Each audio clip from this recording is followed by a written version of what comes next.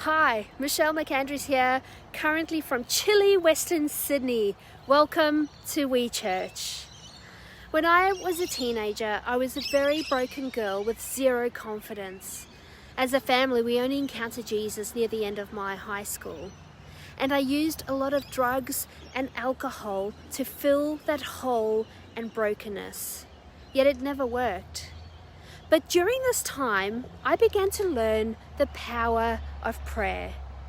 I learnt about putting on the armor of God, riding in the car to school every morning as my mum prayed loudly over us. This was before I even made a personal commitment to Jesus. One day I was in a very scary situation, intoxicated in the bush in the middle of South Africa, and all of a sudden I instantly got up, I walked away and had enough right mind to find my way back to safety.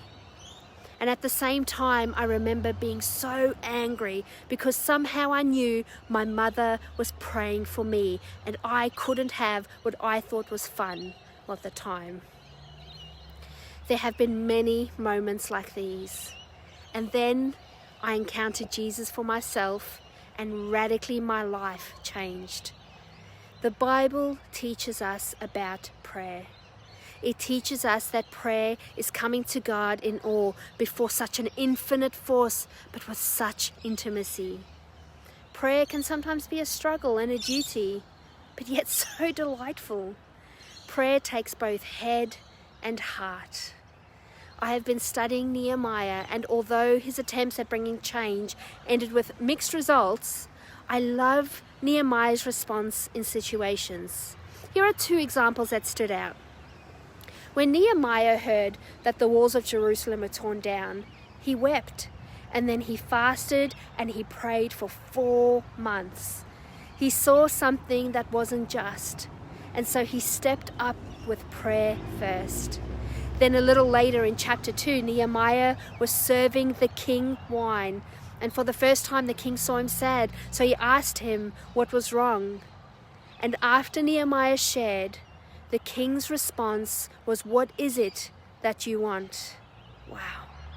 Nehemiah's response was this, listen to this. "Then I prayed to the God of heaven and I answered the king." He prayed and then he answered the king. Nehemiah has encouraged me to pray fervently and boldly and live courageously. Nehemiah's story gives me hope and inspiration to keep pointing people to God's grace and to keep calling them and myself to faithfulness and devotion.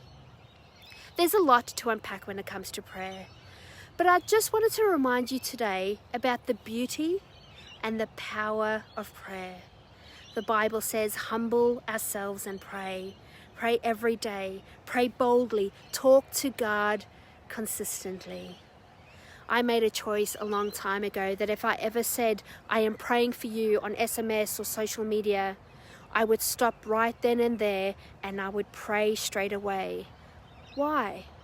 Because I don't want it to become a nice thought. Prayer is action. It is powerful. It's not just a nice sentiment. So what can you change today when it comes to you and prayer? You might find yourselves in a season believing for a miracle, healing, or a loved one to come back to God. Pray. What about the times when all is going well in your life, in my life? Prayer is just as vital in these moments, not just when we need something. It's not complicated. Prayer is simple. So don't compare yourself to how others pray. Look to God. Look what He says in the Bible and find moments throughout the day to talk to Him and then to listen to what He wants to show you. So can I encourage you?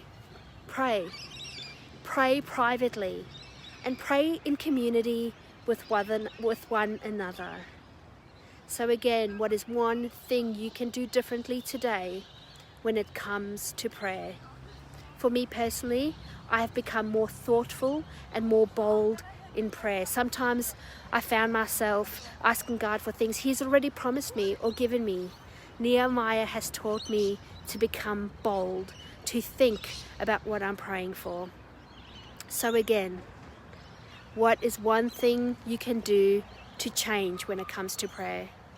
I would love to continue this conversation and hear your thoughts about what prayer means to you in the comments below.